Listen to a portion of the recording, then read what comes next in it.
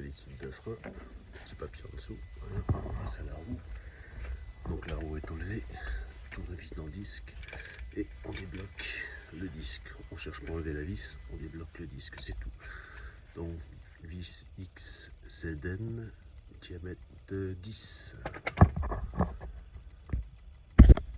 Ensuite, deuxième étape, on retire les deux bouchons, voilà, ici.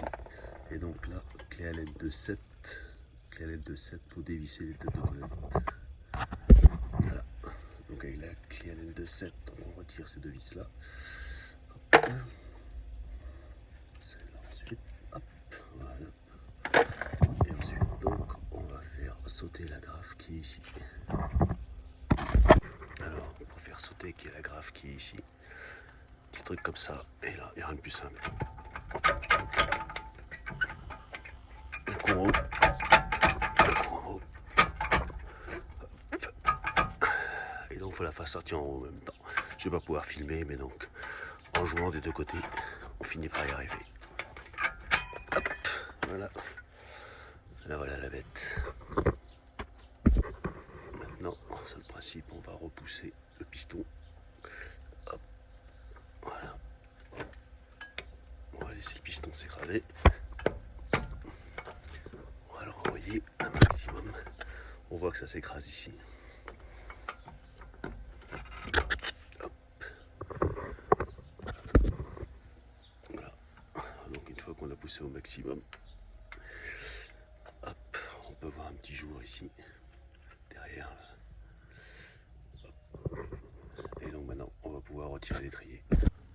Alors sur le principe, hop, le tendeur qui est prêt, on replie tout en arrière.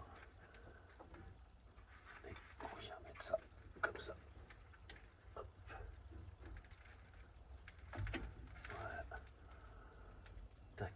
Et maintenant, on peut donc retirer la plaquette de ce côté-là.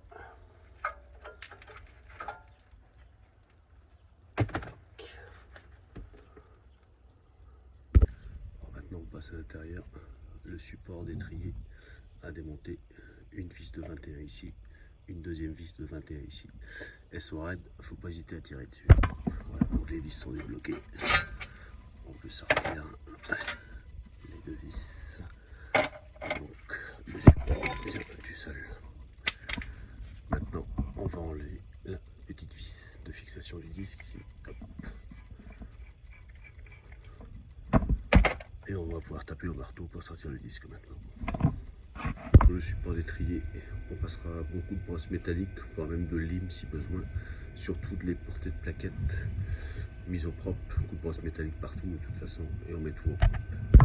Alors, sur le moyeu, donc un coup de brosse métallique pareil, partout, tout autour, un coup de brosse métallique, à beaucoup de nettoyant frein, et on va mettre un tout petit film de graisse cuivrée. Alors sur les disques neufs, sur le principe, toujours les passer au nettoyant frein. Donc il faut faire ça des deux côtés avec un coup de papier et c'est pour bien les dégraisser. Donc on fait ça des deux côtés et après on pourra mettre donc le disque en place.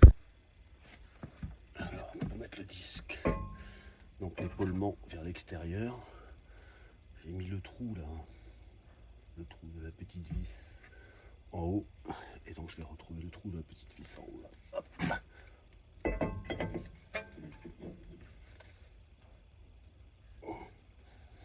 Voilà. Et on sert juste à la main dans un premier temps. Hop. On vérifie qu'il est bien enfoncé partout pareil. Et donc là, on pourra serrer au couple ensuite. Alors au niveau de l'étrier, on va passer un bon coup de brosse métallique partout pour bien l'étrier. On virer toute la poussière. On en enlève le maximum.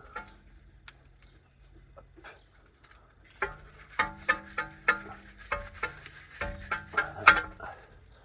Et ensuite, donc, on va pouvoir dégager la vieille plaquette. Et on va mettre un petit coup de nettoyage aussi ici. Hop. La nouvelle plaquette, bon moi dans mon cas, j'ai pas de témoin, donc je vais pouvoir, témoin d'usure, donc je vais pouvoir le couper. Gardez toujours celle-là pour le côté opposé. Ne faites jamais celle-là en première, mais toujours en deuxième. Le témoin peut se retrouver que d'un seul côté dans certains cas. Et souvent, il est à gauche d'ailleurs. Donc là, on va mettre de l'huile, de la graisse cuivrée sur les portées de plaquettes et on va la remettre en place. Voilà, de la graisse cuivrée sur le haut et le bas de la plaquette. Et donc après quoi, on va pouvoir la remettre en place. Pour être clair.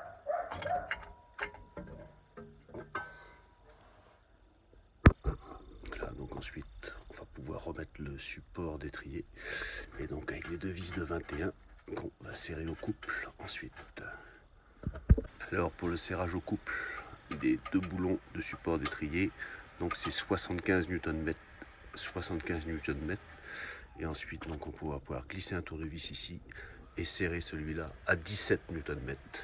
Donc, deuxième plaquette, pareil, un petit peu de graisse cuivrée aux extrémités, surtout à l'intérieur là. Hop.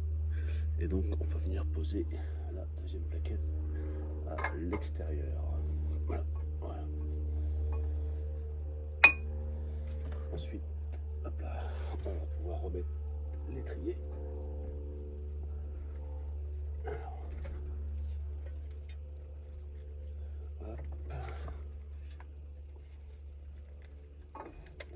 La deuxième plaquette et on vient tout remettre en place.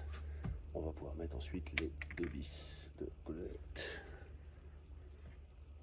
Alors donc il ne reste plus qu'à refixer l'étrier. Sur les vis, un petit peu de graisse cuivrée sur la largeur et moi je mets une toute petite goutte de frein filet bleu pour les bloquer. Donc on va les remettre, on pousse un peu sur l'étrier, on renvoie dedans. Donc il faut qu'elle trouve sa place. Et ensuite, on visse jusqu'à ce qu'elle trouve sa place. Hop. Voilà. Voilà. Et la deuxième en dessous, pareil. Ok. Couple de serrage des deux vis là. Donc, couple de serrage, 35 Nm. Hop.